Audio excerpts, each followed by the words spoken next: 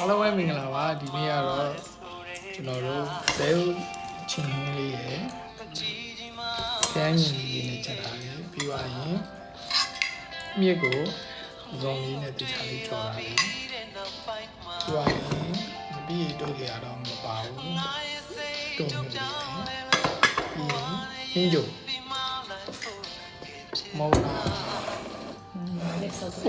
မရှိတော့မောင်လာဦးမရှိတော့လို့ကော်ဖီနဲ့ဟောတယ်ဘူဒီနဲ့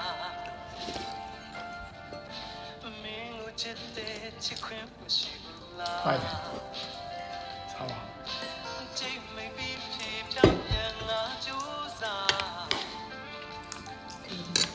နားတယ်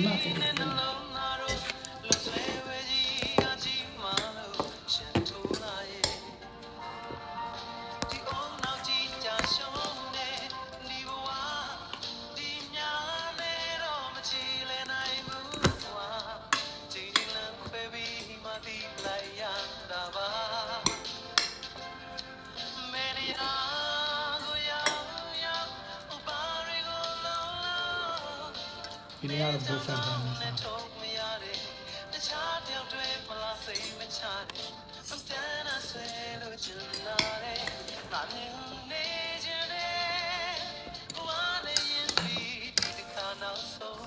စားပါအောင်ဗျရှိပါတယ်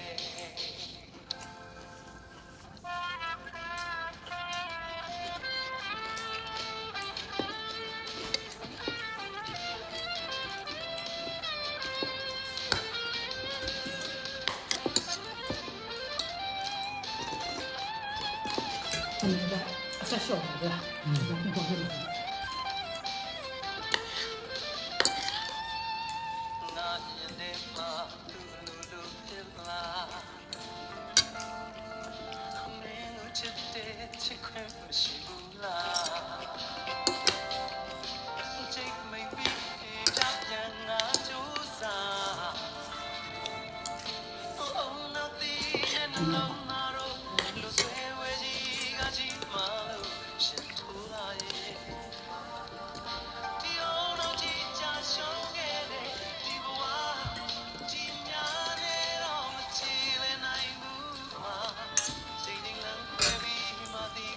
စားလိုက်ပါဦးအားလုံးကြည့်တော့ဗီဒီယိုလေးကိုကြိုက်နေတတ်တယ်ဆိုတော့ like ပေါ်လို့ share လေးလုပ်ပေးနောက်ဗီဒီယိုမှာပြန်ဆောင်ရမှာ